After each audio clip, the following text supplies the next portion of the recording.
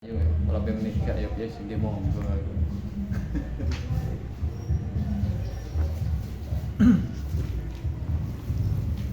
Bismillahirrahmanirrahim. Qala al-mu'allif rahimahullahu ta'ala wa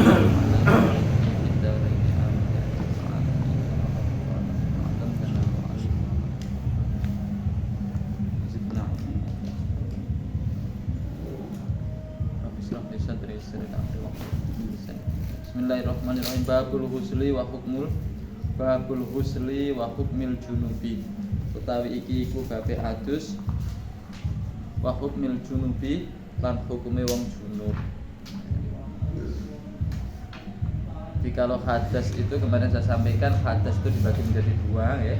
Hadas kecil, hadas besar. Hadas kecil itu yang mewajibkan wudu, hadas besar itu yang mewajibkan mandi. Sederhananya seperti itu, apa definisinya, pengertiannya. Untuk hadas besar yang mewajibkan mandi itu dikelompokkan menjadi dua ya, yaitu orang yang junub ya, sama orang yang haid atau nifas. Terkait dengan larangan-larangannya ya, jadi larangan orang hadas kecil, larangan orang junub, larangan orang haid ya, itu kelompoknya berbeda. An Abi Sa'id Al-Khudri radhiyallahu anhu qala ngendika sinten Rasulullah sallallahu alaihi wasallam al-ma'u minal ma'i.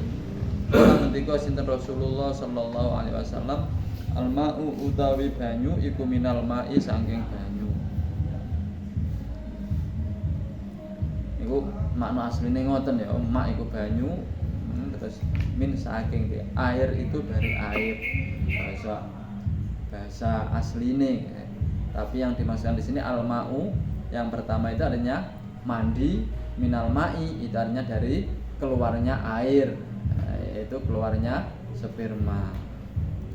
Rawang riwayatake hadis sapa muslimun wa asluhu utaitine hadis iku fil Bukhari.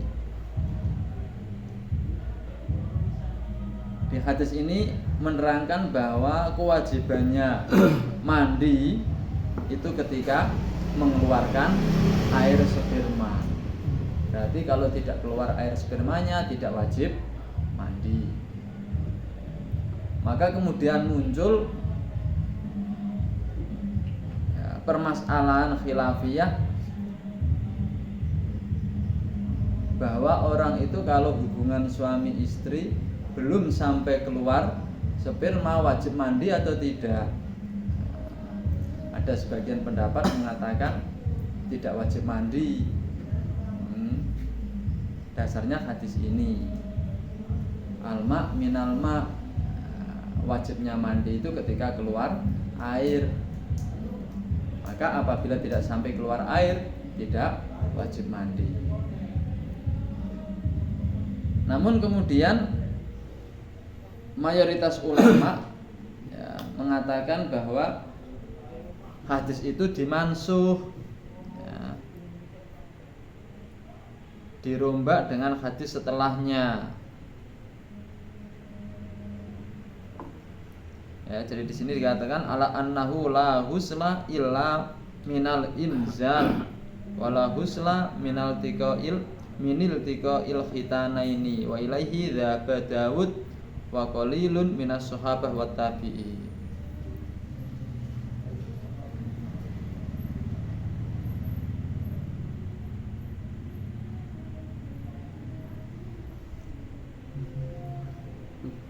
Itu sebagian pendapat seperti itu. Namun kemudian ada hadis lain yang menjelaskan bahwa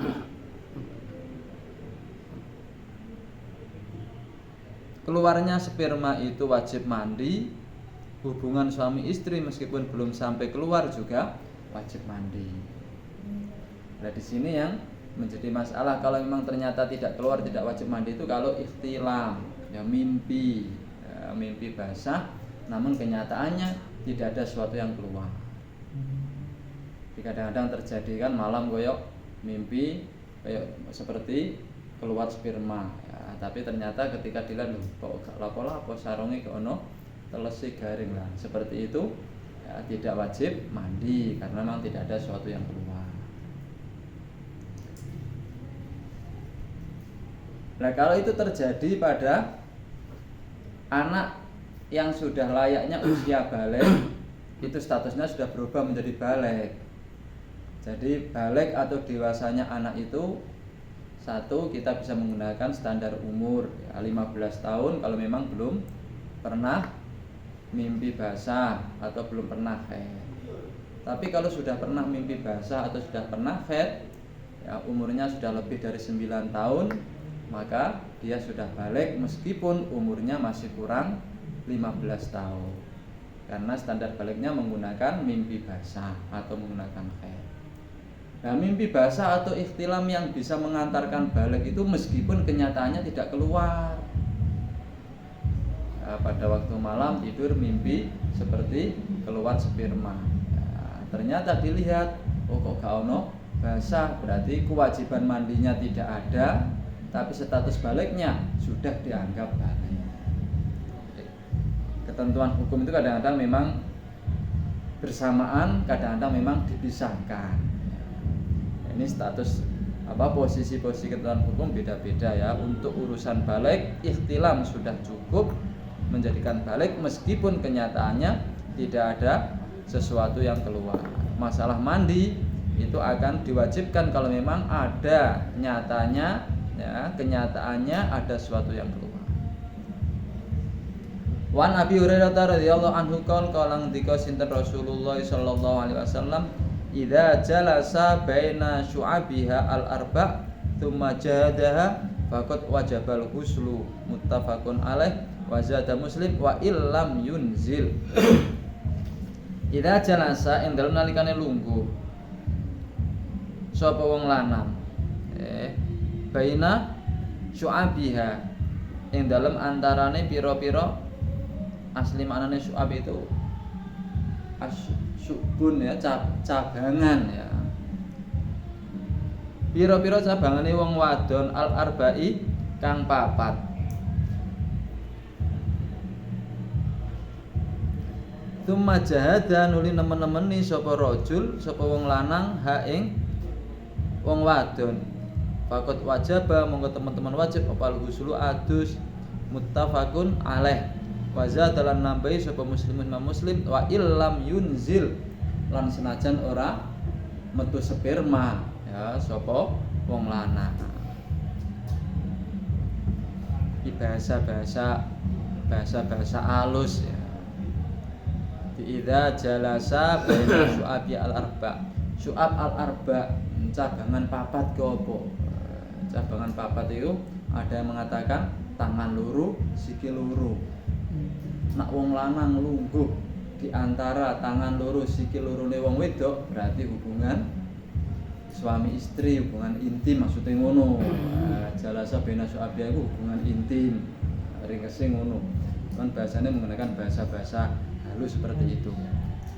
Ana sing ngarani as-syu'ab cabangan papat ke apa? Pupu loro karo kentol loro. Si papat itu kan pupune loro, kentole loro kan papat. Ada yang mengatakan sikile loro, tangane loro, berarti yo lunggune ngarepe. Artinya berarti hubungan suami istri. Tuma jahadaha. Teman-teman itu artinya ya sungguh-sungguh, ada reaksi kesungguhan, ada ya proses. Nah di situ artinya apa? Ya sudah terjadi, sudah melakukan hubungan. Maka hukumnya fakot wajabal ghuslu, maka wajib mandi. Nah disinilah kemudian ya, dan dari Imam Muslim ditambahi wa illam yunzil, meskipun tidak sampai mengeluarkan sperma. Nah di sini ini yang dijadikan dasar bahwa kalau begitu berarti tadi yang di atas ya, itu artinya ya dijelaskan, diterangkan atau dirombak, diganti dengan hadis yang di bawah ini. Berarti kalau tidak, meskipun tidak sampai keluar sperma, tetap wajib mandi. Yang penting sudah jahadah. Apa jahadah itu? Sudah dimasukkan. Jahadah itu standarnya sudah dimasukkan. an mu'alajatil ilaji. Nah, sudah dimasukkan. Di antaranya juga disampaikan bahwa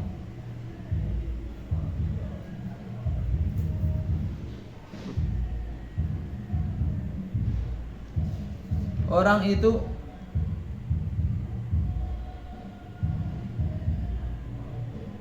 sudah dikatakan dianggap sebagai orang yang zina,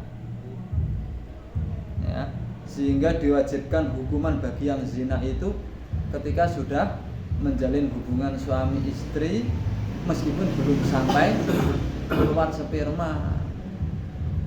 Artinya kalau sudah menjalin hubungan suami istri meskipun belum sampai keluar sperma kok sudah dihukumi zina, sudah di had, ya, sudah dihukum layaknya hukuman orang yang zina meskipun tidak sampai keluar sperma, itu menunjukkan berarti hubungan tersebut sudah dianggap, ya, melakukan sesuatu yang layaknya juga mewajibkan mandi. Tidak usah menunggu sampai wong zina nunggu sampai keluar sperma yang aku durung metu ya ngono, ora dadi had. Di sini pokoknya sudah menjalin hubungan suami istri itu sudah wajib dihad, sudah dianggap zina. Dari situ maka kemudian meskipun belum keluar sperma tetap wajib untuk mandi. Itu yang dipakai oleh mayoritas ulama.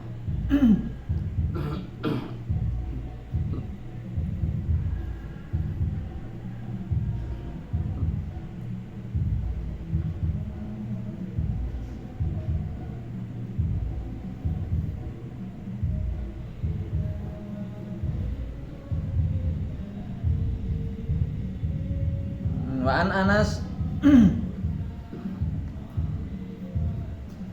wa an Ummi Salamah anna Umma Sulaim, sak temene Umma Sulaim, wa ya iku imraatu Abi Thalhah, wa ya utawi Ummu Sulaim iku imraatu Abi Thalhah, wadone to istrine Abi Thalhah, qalat ya Rasulullah innallaha, sak temene Allah iku la yastahyi, ora izin sinten Allah minal haqqi sange perkara hak.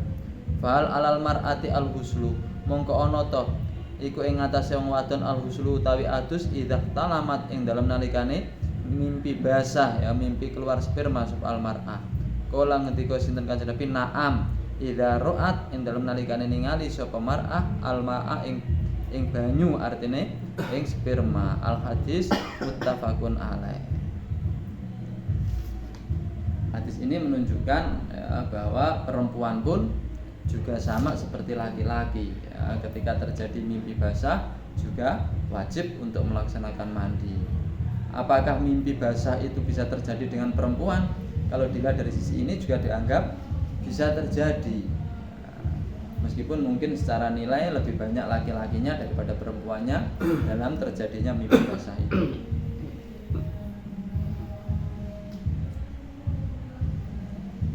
Nah ini idza ru'at al-ma'a, ya, wajibnya mandi itu apabila ru'at al-ma'a, kenyataannya memang ada yang keluar.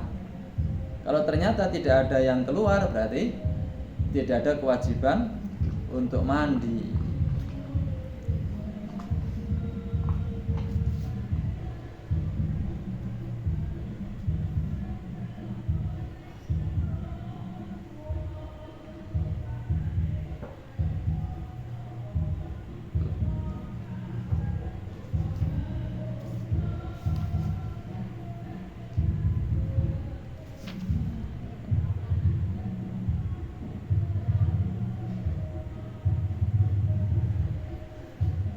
Wan Anas radhiyallahu anhu qala ngendika sinten Rasulullah sallallahu alaihi wasallam fil mar'ati ing dalem wong wadon taro kang ningali sapa mar'ah fi manamiha ing dalem turune mar'ah ma ing barang yaro kang ningali sapa rajulu. Qala ngendika sinten Kanjeng Nabi tasilu adus sapa mar'ah. Muttafaqun alaih. Zada nambah sapa muslimun faqalat monggo matur sapa Ummu Salamah wa hal yakunu hadza lan ana ta wujud apa hadza iki apa taro fi manamiha ma yara rajul. Kala ngendika Nabi na'am iya. Amin aina yakunu syabah, saking endi yakunu ana apa asyabahu serupa. Hadis dari Anas, Rasulullah pernah menyampaikan sesuatu terkait dengan mar'ah, dengan perempuan. Tara fi manamiha ma yara ar-rajul. Terjadi dalam tidurnya seperti apa yang terjadi pada laki-laki. Artinya juga mimpi basah tadi maksudnya. Beliau mengatakan tahtasilu adus. Terus faqalat Ummu Salamah menanyakan, "Oh hal yakunu hadza?" Apa ya terjadi wong itu iso mengeluarkan sperma? Nabi bilang qalan am iya. Min aina yakunu syabah? Ini sebuah pertanyaan ya, yang di situ pertanyaan bahasanya ini di sini adalah istifham ingkari. Yang kemudian diartikan di situ syarahnya disampaikan i'lam annal walad tarotan yusbihu abahu wa tarotan yusbihu ummahu ya, wa akhwalahu fa ayyul ma' ghalaba kana asyabah lil ghalib wa waqa'at hadhil mas'alah linisa'in minas sahabiyati. Berarti di sini ada dasarnya ya, sing kadang-kadang wong-wong ngomong ya, mungkin wong ngarani koyo mitos. Dijarene anake memper sapa? Memper pakane, berarti biyen niku sing akeh ya berperan pakane. Ini disampaikan di sini. Ya berarti wong wedok iku duwe sperma. Iya, bilang kok spermane sing akeh ya iku engko sing bakale anake serupane karo sing akeh iku. Ini sarai ning gone apa pendapat ulama dalam nyari hadis ini. Tina sing lebih berperan itu adalah benih dari laki-laki nanti akan lebih serupa dengan ayahnya. Kalau yang lebih berperan adalah benih dari perempuan nanti akan lebih serupa kepada ibunya. Meniku ya bos. Apa ngarani iya tenan apa gak ki yo. Pembuktiane ki yo repot. Wong sing kenyataan dadine iku sing berperan sing ndi sing ero ya Allah dhewe. Dokter yo kira-kira padha wae.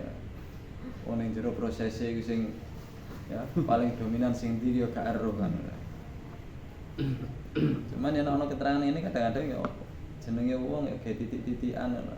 Ya, ke anakmu memper awakmu kowe iki sing anu iki. Masalahnya gak nomor. Ya nomor lagi. Nomor bapak ibu. Tahu berarti. Ya, foto barang. Jawabane, lah timbangane memper tonggone. Jadi kok akan. Turun. Ini latar harus. Karo ya. Enggak bisa ya. Iya. Tapi saya yang sering ini bahkan jadi dokter dewi jadi orang perempuan memang nggak punya sperma jadi. Cuma ternyata dalam hadis-hadis ini juga disampaikan seperti itu. Ya, tapi ada juga ya informasi katanya juga ada, cuman tidak semuanya perempuan.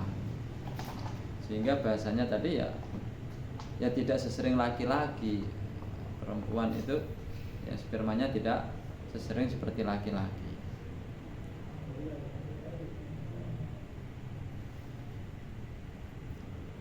Wa an Aisyah radhiyallahu anha qalat kana wonten sinten an-nabiyyu sallallahu alaihi wasallam iku yahtasilu siram sinten Kanjeng Nabi min arba'in saking perkara papat minal janabati bayane saking junub wa yaumil jumu'ati lan dina Jum'ah wa minal hijamati lan saking bekam ya wa min huslil mayyit lan saking ngedusi mayit. Rawahu Abu Dawud wa Sahih Ibnu Khuzaimah.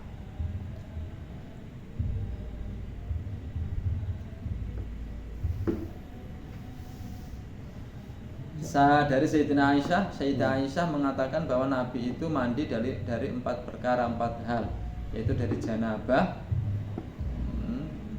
Ini menunjukkan mandi wajib.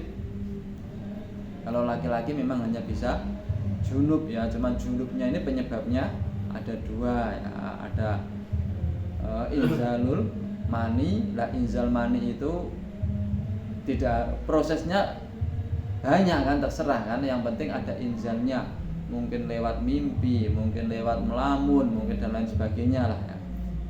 Yang penting ada inzalnya ya, ini sudah diwajibkan mandi. Terus kemudian mungkin juga ada dari hubungan suami istri, inzalnya, keluarnya sperma itu. Yang kedua, junub bisa terjadi ya karena adanya hubungan suami istri meskipun tidak terjadi inzal.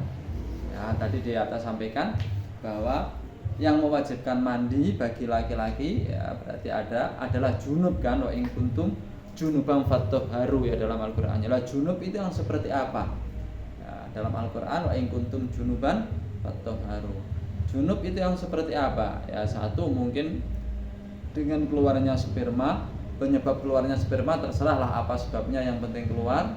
Yang kedua, junub ya akan bisa terjadi ketika hubungan suami istri meskipun tidak keluar sperma. Jadi hubungan suami istri meskipun tidak keluar itu juga wajib mandi.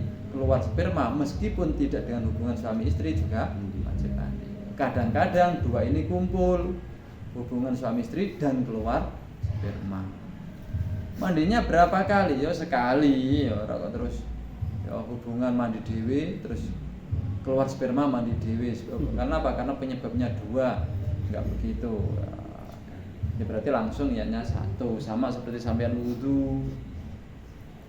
Penyebabnya sing batalno wudu akeh, buang air besar, buang air kecil, buang angin ya. Terus menyentuh kemaluan, ini kan semuanya kan penyebab yang membatalkan wudu. Engko wudune sito, nak niate siji, ngilangke hadas cilik cukup. Ya makanya kadang-kadang perempuan yang habis melahirkan itu ada yang oleh ibunya atau oleh saudaranya suruhkan atus wilada. Ndang atus wilada kon bareng melahirake kan, melahirake wajib adus.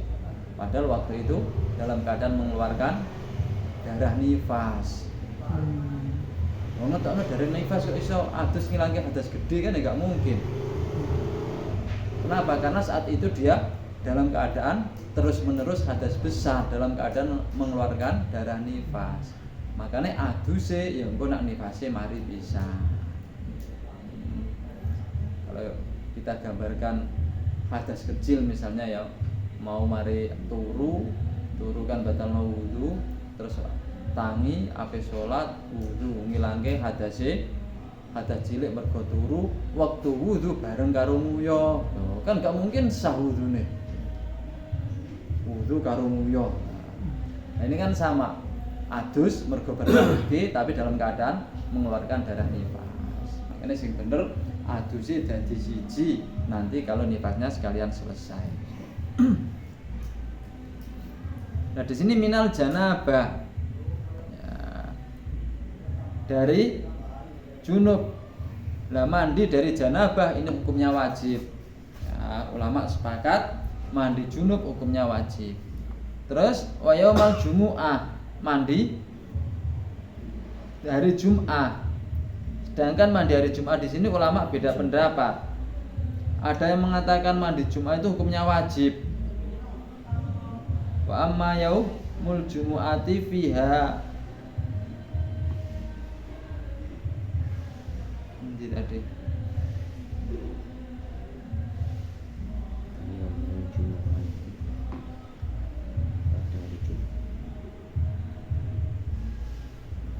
Dalilun ala masyru'iyatil husli fi hadhil arba'atil ahwal.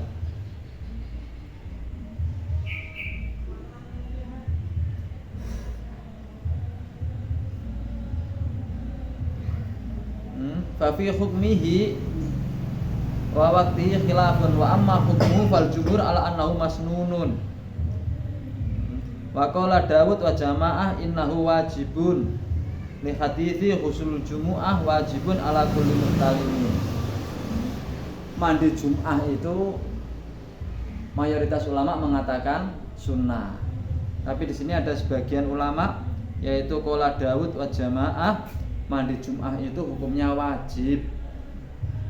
Mandi Jum'ah hukumnya wajib. Ada hadis yang dipakai dasar juga yang mengatakan bahwa huslul Jum'ah wajibun ala kulli muhtalimin. Mandi Jum'ah itu wajib bagi orang yang sudah balik. Nah, yang mengatakan sunnah dasarnya ada hadis wa mani tasala fal huslu afdolu. Dari Jum'ah itu barang siapa yang mau mandi maka mandi itu lebih baik. Nah, lebih baik itu namanya sunnah. Di mayoritas ulama mengatakan mandi Jum'ah hukumnya sunnah, ada sebagian yang mengatakan mandi Jum'ah hukumnya wajib. Nah, bentuk-bentuk seperti ini ya kita ketahui gitu ya. Sehingga kalau ada orang yang mengatakan wajib ya no, sebagian ulama sih wajib no. Tapi mayoritas ulama mengatakan sunnah. Waktunya kapan? Waktu mandi Jum'ah itu setelah munculnya fajar ya, sampai ada yang mengatakan sampai asar ya, ila asriha. Ada yang mengatakan loh dino mandi Jum'ah itu mandi karena untuk mendatangi sholat Jum'ah, sehingga kalau waktunya sudah selesai, sholat Jum'ahnya sudah selesai, ya kono sunai mandi mana? Karena mandi Jum'ah itu diperuntukkan untuk mendatangi sholat Jum'ah. Makanya orang perempuan itu tidak ada kesunatan mandi Jum'ah kalau memang dia tidak berangkat Jum'atan. Umumnya wong itu kan nggak berangkat Jum'atan. Orang laki-laki yang sakit, yang dia tidak akan berangkat Jum'atan juga nggak ada sunnahnya mandi Jum'ah. Di mandi Jum'ah itu artinya orang yang mandi karena berangkat sholat Jum'atan. Makanya waktunya juga terbatas. Setelah sholat Jum'ah sudah nggak ada kesunatan mandi. Meskipun ada sebagian yang mengatakan bahwa mandi Jum'ah itu disunahkan sampai waktu asar.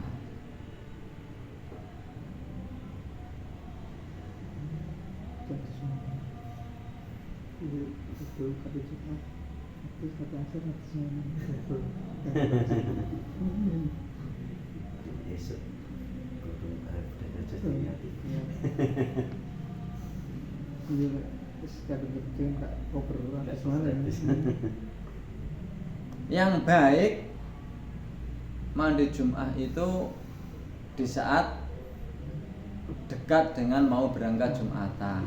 Yang baik dimulai waktunya habis subuh sampai menjelang kita berangkat Jum'atan. Tapi yang baik ya mendekati mau berangkat Jum'atan kita mandi. Dan nanti kalau dilihat terus api itu kawan-kawan ya namanya mau berangkat ya di saat mau berangkat. Nah yang baik berangkatnya ya sing cepet. Mungkin kalau berangkat mepet khutbah itu saya tunduk.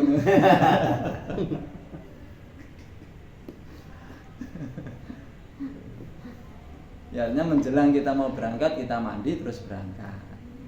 Jadi bukan sing apik itu jam 6, sing apik jam 7, sing apik jam 11. Bukan menggunakan jamnya itu ya, tapi menggunakan di saat kita mau berangkat itulah kita mandi. Nah berangkatnya sing apik kapan? Ya berangkat Jum'ah itu yang baik cepet-cepet ya, ojo mepet ning Jum'atan. Nah di sini terus ada sebagian kiai, sebagian ulama yang bahasanya itu mengkritisi bahasa kalau datangnya awal dapat unta ya akhirnya diingatan lagi ya uang itu jari pengine sugih wis dikei teori Gusti Allah kei teori Gusti Allah ben iso dadi wong sugih ya nyatane gak dilakoni. Lah buktine endi kowe nek Jumatan ku teko keri apa teko dhisik? Nek teko dhisik kan dikei unta, teko keri dikei ndo, kowe milih ndo kan. Ya pengen sugih ya teko dhisik. Jadi datang Jum'ah awal itu termasuk bagian dari ya, datangnya rahmatnya Allah untuk memudahkan kita dapat rezeki banyak. Ada yang punya inisiatif seperti itu. Nah, terus akhirnya ada yang kiai itu ayo ben iso teko awal dan iso ngejak wong teko awal. Dhek gawe kegiatan rutinan ngaji dina Jumat. Iku awet sekitar jam setengah 10 atau jam piro ngono tekan sak Jumatane bisa.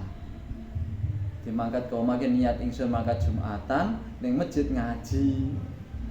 Ya akhirnya mangkate Jumatan ya awite jam 09.00. Cuman ning kono ora nganggur gak turu. Kadang-kadang orang mau mangkat awal sampai masjid gono lapo-lapo kan ya. Akhirnya kan iya iki lapo iki ya. Ning omah sik iso ngopi-ngopi gitu ya. Habis itu akhirnya dikasih kegiatan rutinan ngaji di hari Jumat pagi ya. Berarti sekalian langsung kita mulai ngaji, mepet langsung Jumatane pisan gak usah mulai. Hingga berangkatnya dari awal dari rumah yo pagi, diniati mangkat Jumatan, engko ning kono ana kegiatan ngaji ini. Ya delok ae sing sregep sugih boga. Nah, ternyata sing sregep ngaji kegiatan itu sugih kabeh ya iso ditiru berarti. Ijazahnya mandi ya.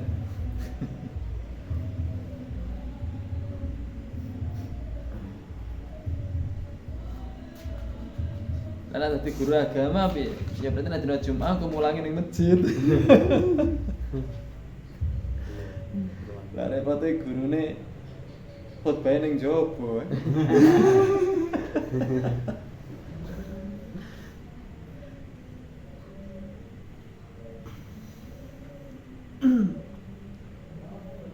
Amal ghuslu minal hijamah. Fakilah ya sunnatun. Mandi karena apa tadi bekam itu ada pendapat bahwa di situ adalah hukumnya sunnah. Ada yang mengatakan ya itu jawaz gitu aja ya, karena untuk membersihkan diri. Mari bekam ya, terus di situ kan ada darah-darah misalnya kan, terus dibersihkan sekalian. Tapi ada yang mengatakan sunnah.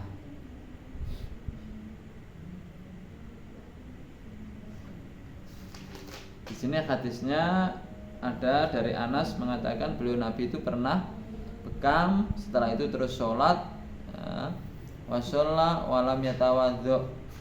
Nah di sini malah Nabi tidak mengatakan tidak wudu ya. Ini yang dipakai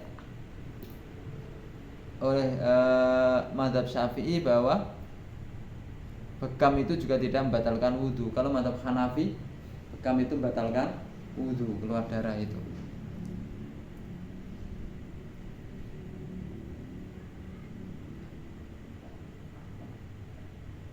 Syafi'i batal.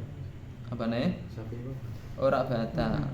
Syafi'i sing batal iki sing keluar dari dua kemaluan. Adapun mandi dari memandikan mayit, di sini dikatakan faqad fataqaddamal kalam fihi walil ulama fi thalathatu aqwalin. Annahu sunnatun wa huwa aqrabuha wa annahu wajibun wa annahu la yustahabbu. Habis memandikan mayit itu ada 3 hukumnya. Ada yang mengatakan sunnah, ada yang mengatakan wajib, ada yang mengatakan yes kau ono hukumnya apa-apa. Pokoke ben seger ben resik ngono wae. Mazhab Syafi'i yang banyak ya dikatakan sunnah. Jadi ketika kita habis memandikan mayit disunnahkan mandi. Barangkali ono sing dadi mudin ya, dikasih tahu nak ngedusi mayit langsung mandi dulu. Ada yang mengatakan wajib, mari ngedusi mayit ku wajib adus. Ada yang mengatakan tidak ada tuntutan hukum apa-apa. Baik, ada yang tanya? Gus. Iya. Nanti kan melakukan mandi ya, ada 4 kesempatan bisa habis diambil darahnya. Itu kalau misalnya diambil darahnya karena donor itu tetap mandi atau enggak? Donor darah. Cuma kepikiran. Sering donor ya? Buat. Sering nggak lolos gitu. Tapi pernah lolos. 1 dan 2 kali aja. Aku belum bisa nggak? Saya belum bisa. Kan rutin bisa.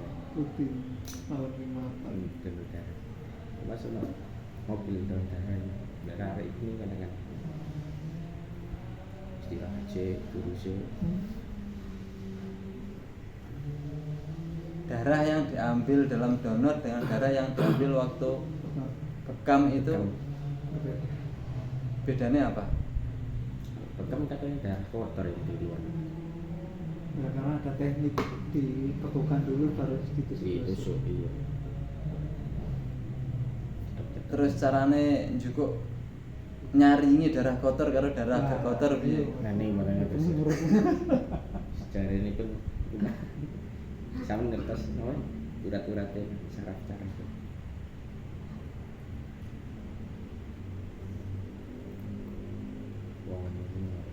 Nak darah nak dari bekam itu Kotor pasti.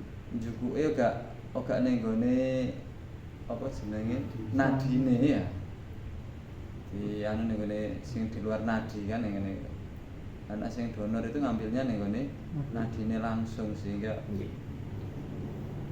mancur dhewe ya. Anak sing ning gone iku kan disedot kan ning gone kulit-kulit itu.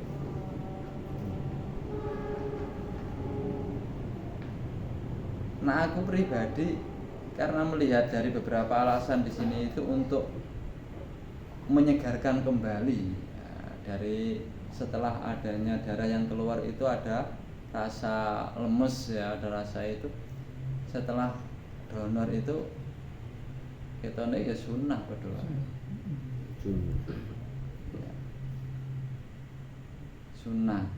Hukumnya kalau madzhab Syafi'i sunnah ya. Di sini ada yang wajib dan madzhab Syafi'i sunnah. Nonton sama kayak pasti guys. Biasanya di nadi juga. Nah, sing pasti nang nadi. Pasti ini gila Pak. Di anak nang sikil, tasone iki tangan. Nah, apa? Sama-sama vena ada. moncor ya. Nggih moncor. Mancur, pasti mancur. Vena. Nggih. Cara medis vena. Kan wonten darah niku enten arteri atau vena.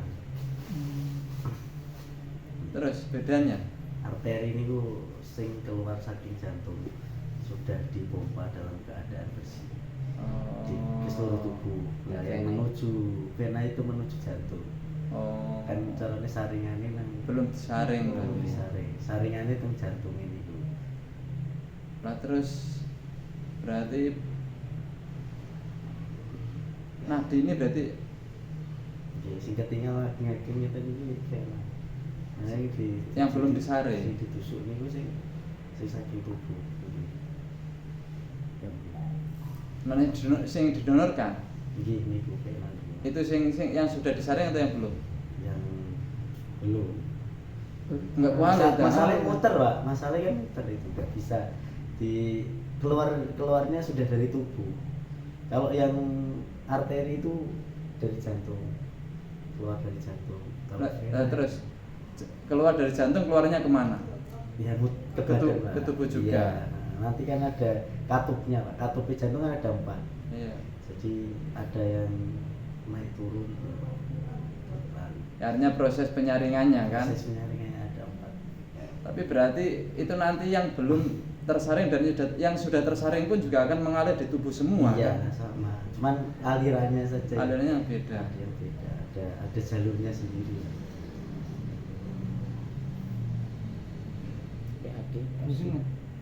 Untuk yang kadang-kadang transfusi darah itu berarti nadi yang diambil itu nadi yang belum disaring berarti. Kemungkinan yang belum karena dialirkan ke tubuh. Iya, kalau sudah disaring berarti kan justru kita kemasukan darah yang bisa jadi darah Iya. yang masih kotor dan lain sebagainya. Nah, yang sudah tersaring itu berarti nadinya nang Oh, jadi vena sing apik ya.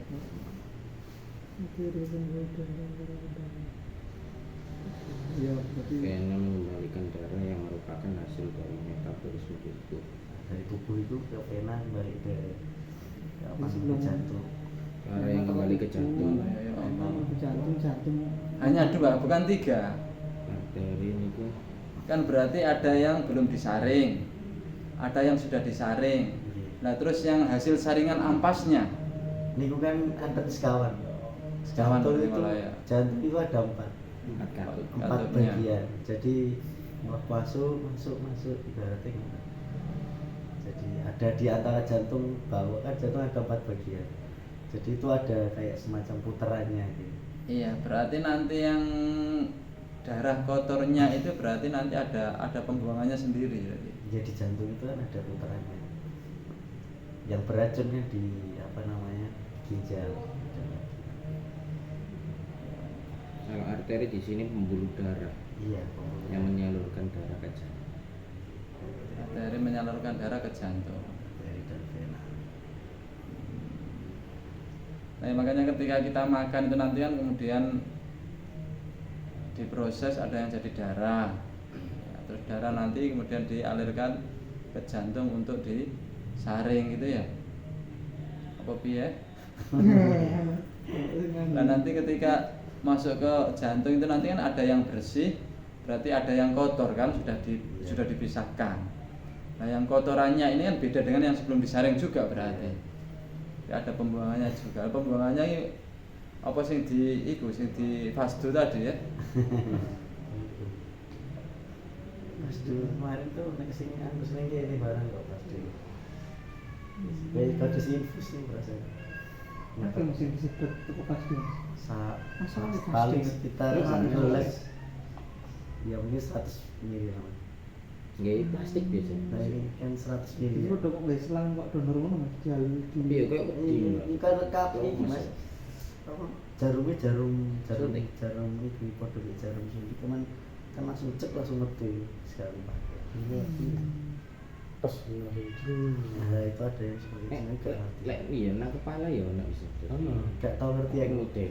Cuman nek sing ning Nah, ketika otak. Triorjo iku pakai itu memang pakai jarum. Heeh. Dulu di depan jajaran. Iya, nang nggone apa namanya? Kotak. Tapi enggak ada lemak. Seperti jalur-jalur infus itu kalau di jarumnya tidak dikasih aliran itu ya ditusukno ya otomatis darahnya keluar dari jarum itu kan. Jadi kayak semacam jarum infus itu. Tek, langsung di cuma plastik langsung. Ya segini 100 ml lah. Setengah gelasnya ini. Mau ditaleni kan biasanya. Terus diambil jarumnya diginikan gitu ya Iya. ditutup. Ya otomatis keluar sendiri terus nanti. Iya. Suruh bawa pulang. kapas. Ngono tuh. Mari. Nah itu donor darah kan ambilnya juga begitu kan? Iya. Si anak gimana itu? Dan kalau dalam darah kan lebih banyak. Lebih Kita banyak. pakai kayu plastik gitu. Ada kantongnya, dijaga Sendiri. sterilitas. Steril. Iya langsung kita. Anak sing hijamah itu kan tidak dari itu kan, cuma di kulitnya disilet-silet ya, terus disedot gitu ya. Ayo darah sing ning ngene kono, itu mungkin malah darah sing bersih malah ya. Yang udah menyatu ning ngene kulit ngono iki. Iya mendalam. Tahu betul. Oh, lek bekam ya. Karena artinya kalau yang sudah ning nggone kulit ning ngene kan berarti sudah di apa ya? Sudah disalurkan, dibagikan terhadap sesuatu yang sudah memang dibutuhkan. Kalau masih lewat nih gone saluran nadi kan masih proses-proses masih. Ini kan masalah yang ginjal barang damel napa Menyaring racune. Terus saya menawi yang gagal ginjal ngoten niku cuci darah niku ya. Nggak bisa nyerap racunnya. Iya, racunnya nggak bisa gitu. Makan darah dicuci kan. Bisa. Artinya distribusi terakhir darah itu kan ya kayak Jantung. nggak, artinya kebutuhan darah semuanya kan artinya kan buat untuk semua organ tubuh kan. Karena masih lewat nih ini nadi dok ini berarti kan masih nih gone pralone ya. Sehingga nanti setelah itu kan digunakan, difungsikan kan berarti kan masuk nih daging, masuk nih apa hati, kan semuanya ada darahnya. Jadi sing mlebu ning ngene daging itu malah sing berdarah sing wis apik. Lah bekam itu jangan-jangan malah darah sing apik kan. Bukan pas teori ini. Ono teknis ini dia. Iya karo ya. Kamu ya orang enteng. Iya, pertama ini rada enteng kok memoro Jarum waktu. ngantuk. Nah, Nah, oleh itu. mandi dhisik. Makanya itu disuruh mandi itu kan biar itunya seger kembali. Nggak boleh mandi dulu Bos. Pertama. Ya artinya tetap ada jarak waktunya, Iya, cuman jaraknya. Nggak langsung. mandi itu diantaranya untuk mengembalikan seperti itu. Nah cara kedokteran berapa menit kan mandi? Kedokteran. Kan bekam yang terapis kan. Nek pas nang terapi ini ngomongin meneh ae. Ngono jadi dikit. Berarti bekam Ya halu. ngomong kalian Halu, terapi Mas. sunai kan mandi ku. Sini. Enak bekam isu, mari kan turusnya enggak awan betul. Ya karena kadang-kadang ternyata ada nilai ini kan, sunai Nabi itu ada nilai kebaikannya. Bisa jadi mereka melarang mandi itu karena apa? Lah ternyata di sini dianjurkan itu nanti kemudian kita padukan kan yang baik mandinya seperti apa itu kan. Karena kadang-kadang ternyata nggak baik itu mungkin caranya yang kurang pas kan begitu.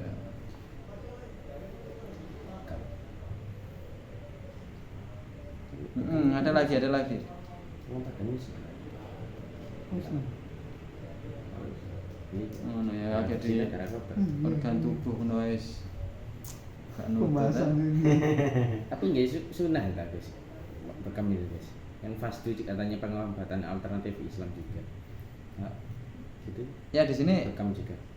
ihtajama ini ya dari bekam itu ya. Bekam itu. Terus kemudian dilihat dari alasannya ya itu kan mengembalikan ya menyegarkan kembali dari setelah darahnya yang diambil tadi kan ada perasaan-perasaan lemes dan lain sebagainya biar kemudian fresh kembali. Nah kalau melihat dari sisi itunya ya bisa jadi fastu juga seperti itu ya karena setelah diambil darahnya itu ya ada rasa-rasa lemes dan lain sebagainya.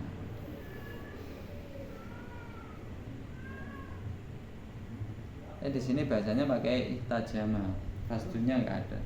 Mendingan donor aja. Donor sama bantu wong. Anggapnya harus sunai. Tapi sering kadang ngomong dubur itu hanya lubangnya apa pantatnya. Pantat itu bukan dubur, aliyataihi itu kedua pantat, dubur ya lubangnya itu dubur.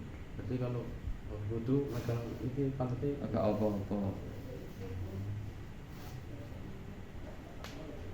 Mungkin donor itu maksudnya nih fastu itu, hanya saja zaman biyen itu kan ya kalau fastu diambil itu kan ini mungkin gitu ya. enggak bisa menjaga kesterilan darahnya lah sekarang Iya. ada proses juga itu diantaranya. Terus secara hukum aslinya itu kan darah kan najis. Nah, perkara yang najis kan tidak boleh dimasukkan pada organ manusia kecuali dalam keadaan darurat. Nah, terus kemudian darurat itu kan tidak setiap saat ada, kolo-kolo ono. Nah ketika kolo-kolo ono ya zaman dulu kita nggak bisa untuk menjaga seperti sekarang dan kebutuhannya tidak semendesak sekarang. Nah, dari unsur-unsur seperti itu jika dulu fastu yo ya semarin ini dibuat, tapi sekarang ya ada penampungannya.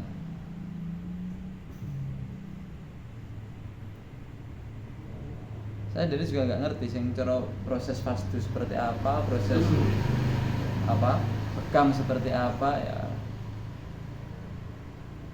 nggak tahu ya bisa jadi seperti tadi ya kalau yang pasti kayak yang donor itu ya cuman nggak ditampung no. Betul, Mas Dul. Dari juga Mas dibuang. Jadi sekali 10 menit selesai Mas. Kalau dari tiket nasi duit terus dia Ya disuruh buang di Oh. kamar mandi. Maksudnya jangan di Iya. sembarangan gitu ya. Gitu. Karena sumber penyakit kan Mas. Iya. Darah itu sumber penyakit jadi disuruh buangnya di kamar mandi. Makanya kalau sampean pengen dulu kesehatannya sampean itu dulu sekot darah kan. Oke, itu perlu tekan juga dari sumber penyakit. Ya memang pada Kotor, dasarnya oke. itu sebagai sumber Sampean nak lab itu disikur darah ya. Tapi nek iku darah bersih nih ya.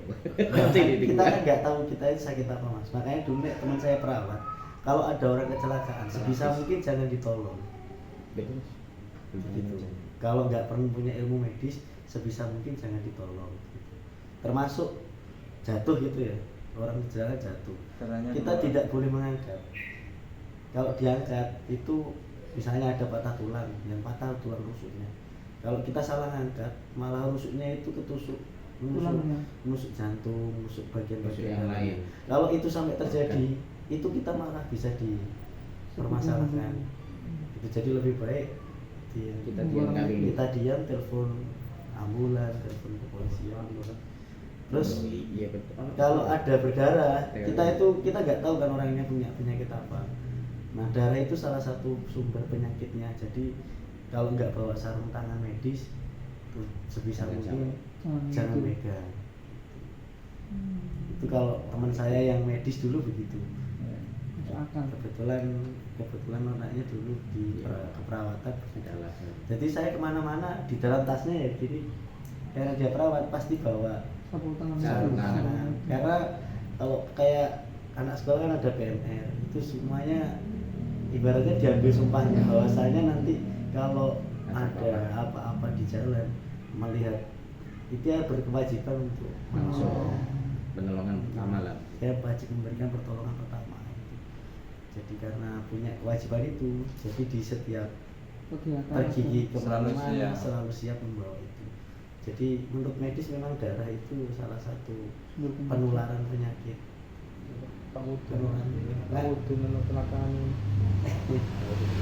kayak misalnya HIV/AIDS itu kan juga sama kan, penularannya kan Iya. selain berhubungan Nah. badan kan juga donor darah. Makanya sempat dulu kan ditaruh disuntik-suntikan ke orang. Odol juga. Pakai tadi. Sikat. VX sikatan. Enggak, nek sikat gigi enggak. Enggak kena. Enggak, karena kan ini kan maksudnya Area mulut. iya area mulut. Jadi misalnya kita ciuman gitu enggak apa-apa, kecuali ciuman sampai copot-copotan keluar darah itu beda lagi.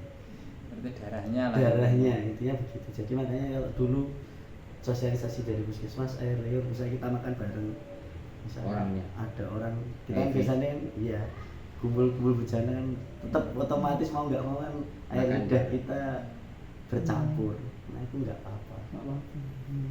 Untuk penyakit HIV. Tapi bisa jadi mungkin ada penyakit yang TBC, lewat itu kan air layarnya, menularnya lewat itu kan ada juga kan. Nah, makanya darah itu bahayanya di situ kalau menurut teman-teman di Teman medis. Mungkin. Ya, kalau ya memang apa ya, dunianya berbeda ya. Iya. Orang-orang dunia kesehatan seperti itu melihat hal-hal semacam itu seakan-akan memang nyata gitu loh ya. Iya. Makanya dia sangat hati-hati. Tapi untuk orang-orang yang memang tidak di dunianya itu dianggap hal yang wajar. Iya.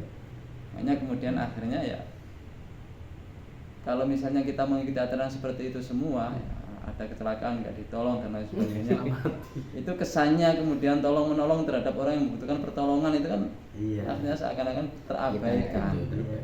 Jadi makanya kan ada pelatihan menolong yang patah tulang apa itu ada teknisnya. Teman saya sekolah juga pernah ikut pelatihan ini, sebisa mungkin jangan menghindari nanti kena dikasuskan sendiri nanti. Makanya kan kalau ada orang kecelakaan biasanya saya tanya dulu yang sakit bagian mana gitu. Nanti kalau ada yang sakitnya di bagian-bagian yang vital misalnya sini mas sini, itu berarti ada kemungkinan patah tulang dan lain sebagainya. Kan biasanya kelihatan bengkak. Jadi dulu anak saya jatuh kecil di bawah ibunya, jatuh dari sepeda motor. Yang bapak itu tangannya tapi yang dipegang perutnya. Itu saya sakit. iya khawatir kan maksudnya. Tapi alhamdulillah sih nggak apa-apa waktu itu. Cuma ternyata perutnya ini kecantol sama stang sepeda gitu. Tapi ya alhamdulillah nggak apa-apa. Memar gitu ya berarti ya. Iya, jadi ada pasti ronsen, oh nggak masalah pak, nggak ada cedera. Cuman memang karena ngurusi kecelakaan itu susah gampang memang. Nah akhirnya kemudian kita kan kembali Iya. kepada dalam bahasa Iya. fikihnya itu ya, kekhawatiran yang seperti itu kan artinya apa? Berpotensi terjadi seperti itu. Sebesar apa potensinya? Kan juga Melihat kondisi. ketika itu tidak bisa dipastikan ya, maka tidak berarti ketika kita menolong itu disalahkan. Kenapa? Karena kalau kita lihat apakah setiap bentuk kecelakaan seperti itu akan mengakibatkan seperti itu, kan tidak. Nah, ketika tidak setiap kecelakaan mengakibatkan seperti itu, maka kita menolong itu bukan berarti kita dianggap sebuah kesalahan. Karena apa? Bisa jadi ini tidak yang seperti kamu khawatirkan. Nah, kalau dibalik, bisa jadi yang terjadi ini tidak seperti yang kamu khawatirkan, terus kamu biarkan, maka kemudian ada sesuatu yang terabaikan, kan berarti kamu salah kan mengabaikan. Nah, ini kan serba terjadi sesuatu yang, makanya kemudian kita melihat dari sisi hukum fikih kan dohirnya kan, dohirnya.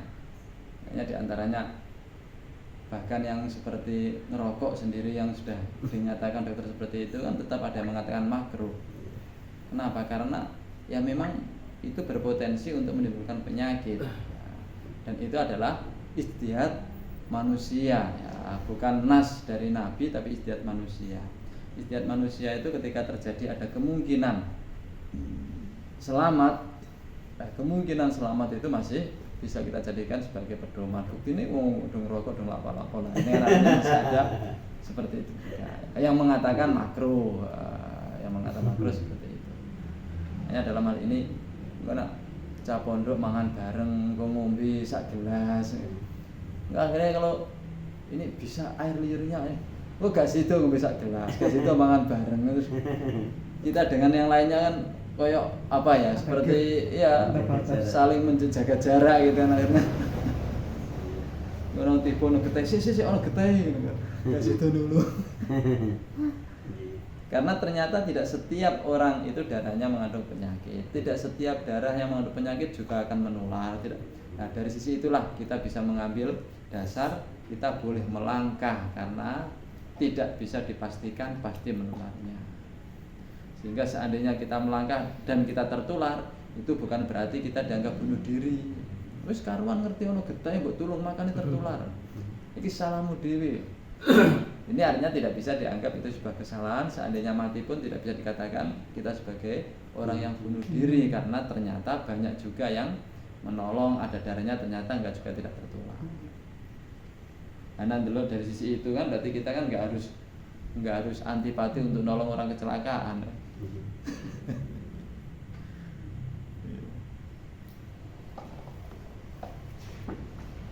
Baik, ada lagi yang tanyakan?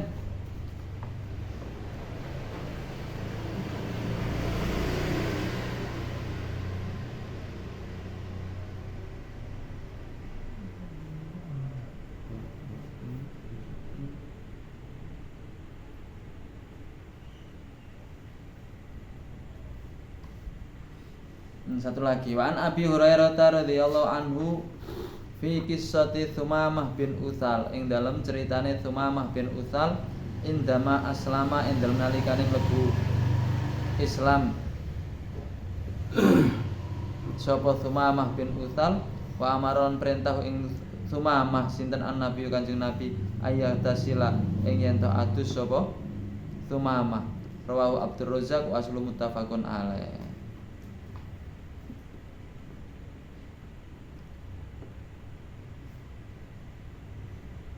Di sini ada ya salah satu hadis yang Nabi menyuruh orang yang masuk Islam itu disuruh mandi.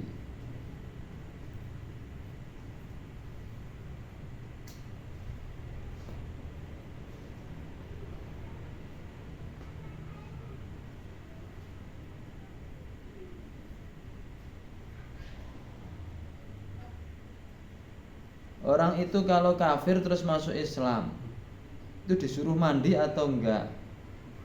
Ini ada beberapa pendapat di sini.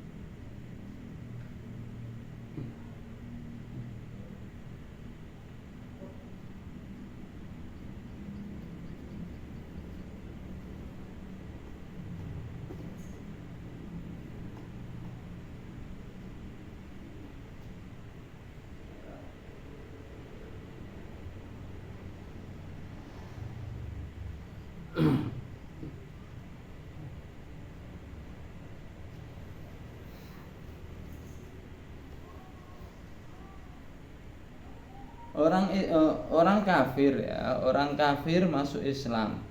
Ini kalau dia belum pernah menjalankan sesuatu yang mewajibkan mandi nggak ada masalah. Ya, ini yang dibahas di sini itu ya, yang dulu sudah pernah melakukan sesuatu yang mewajibkan mandi. Dia wong kafir wis duwe bojo terus mlebu Islam. Utawa wong kafir wis tahu ihtilam ya, mimpi keluar mani. Ketika masuk Islam wajib mandi atau tidak? Ini ada beberapa pendapat. Kalau pendapatnya Imam Ahmad ya, dikatakan wajib mandi sesuai dengan hadis tersebut. Baik waktu kafir tadi sudah mandi atau belum. Terus ada pendapat yang mengatakan nak waktu kafir wis tahu adus, wis gak usah adus maneh. Adus waktu kafir wis dianggap wis sah. Ana wong kafir hubungan suami istri mari ngono wis adus. Mbok adus iki mbok ben seger, mbok ben resik pokoke adus. Itu berarti sudah dianggap nanti kalau masuk Islam wis gak kena adus maneh. Ada yang Imam Ahmad ya tetap adus ya, seperti hadis tersebut ya, karena waktu kafir itu adusnya kan nggak ada niatnya. Sementara niat pun juga tidak dianggap karena kafir itu niatnya juga tidak dinilai. Makanya ketika masuk Islam tetap wajib adus. Kalau mazhab Syafi'i, kalau waktu kafir pernah terjadi sesuatu yang mewajibkan mandi, maka dia wajib mandi. Kalau tidak pernah terjadi sesuatu yang mewajibkan mandi, maka sunnah mandi. Orang kafir ketika masuk Islam. Dina Imam Ahmad pokoknya wajib adus. Imam Syafi'i ya melihat nak tahu menjalankan perkara yang wajib mandi, wajib adus, nah gak tahu sunnah mandi. Yang pendapat satunya wa intal Hanafiyah innahu in kana qad salah hala kufri fala husla alaihi. Nak biyen waktu kafir wis tau adus, ya adus waktu kafir wis dianggap berarti engko wis gak usah adus maneh. Meskipun wong kafir iku aduse mbono niate mbok gak pokoke wis adus ya sing ngono iku. Wis dianggap itu adalah sudah menutup dari kewajiban mandi ketika terkena sesuatu yang mewajibkan mandi.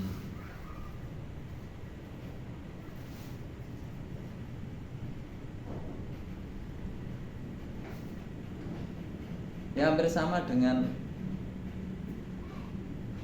orang kafir itu nak sudah menjalin hubungan suami istri terus mlebu Islam, iki gak perlu diakati maneh.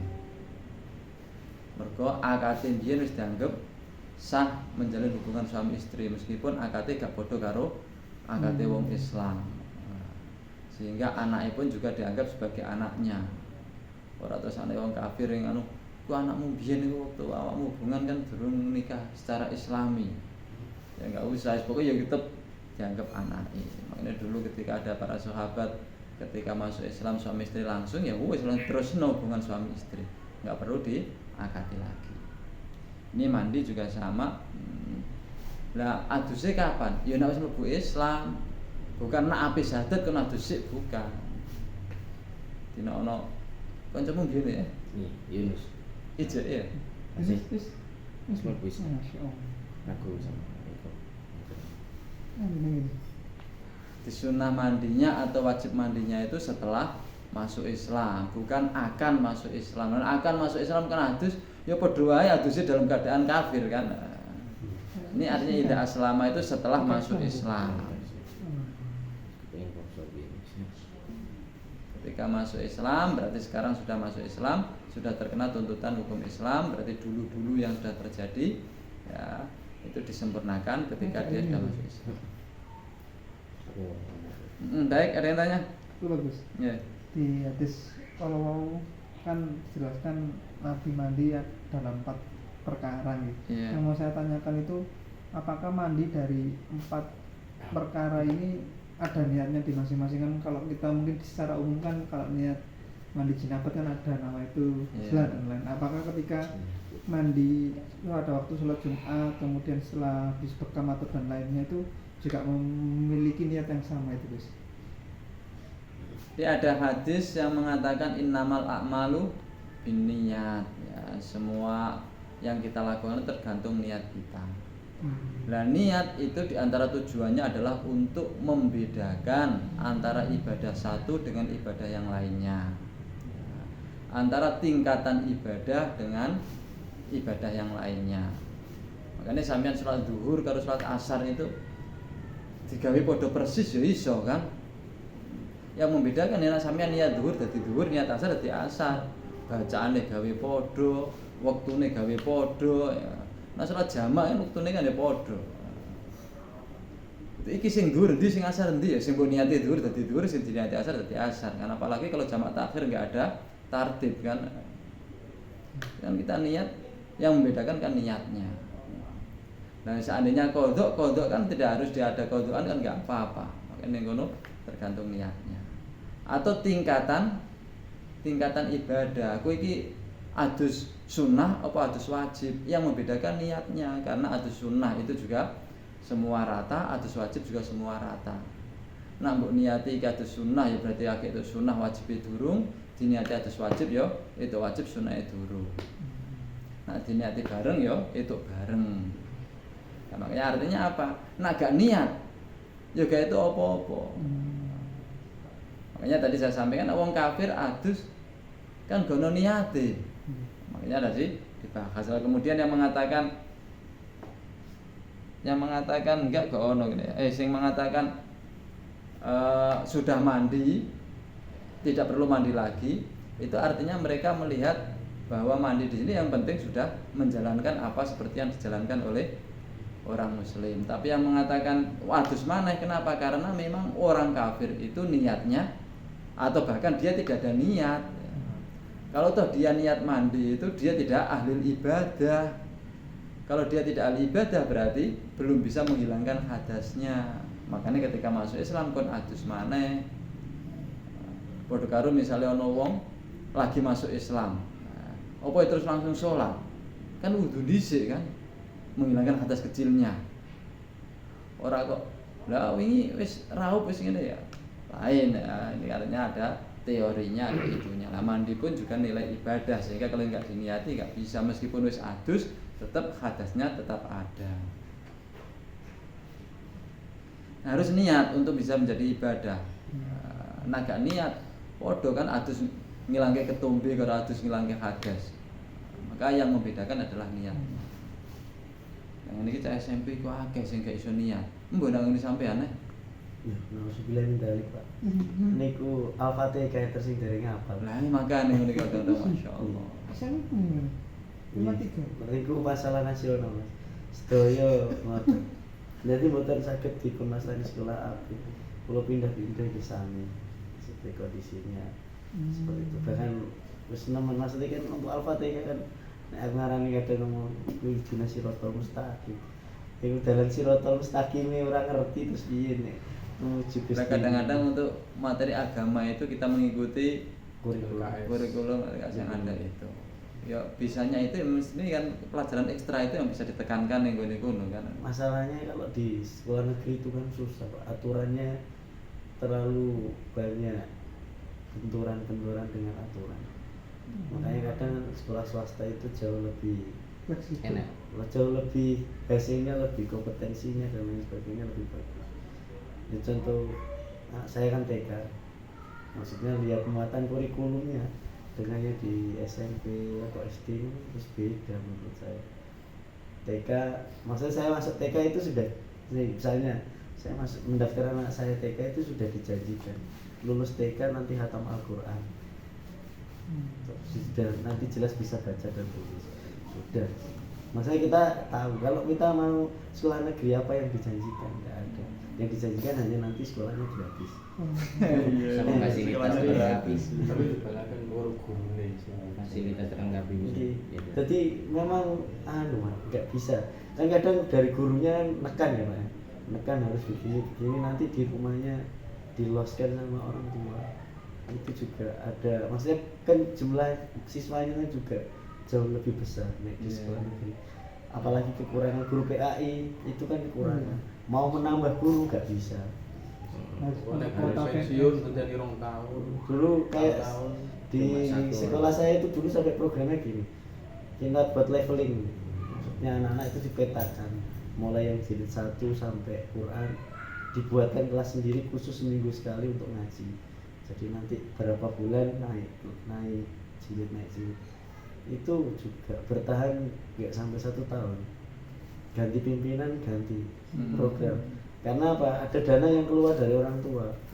Kalau itu sampai kecium ke dinas, dia hancur di sekolahnya. Besok nggak, maksudnya kepala sekolahnya hancur itu pasti. Antara karir sama itunya. Jadi meskipun dari sekian ratus, misalnya ada 900 siswa, 899-nya orang tuanya oke, 1 berbicara, semuanya kena dampaknya. Jadi makanya sekolah negeri itu kompleksnya kan di sana, nggak bisa menekan apa-apa, jadi nggak bisa menjanjikan apa-apa gitu. Makanya kalau teman-teman gitu, Pak, anak saya bayar sekian Pak, ben masuk ke sekolah sampean, itu susah.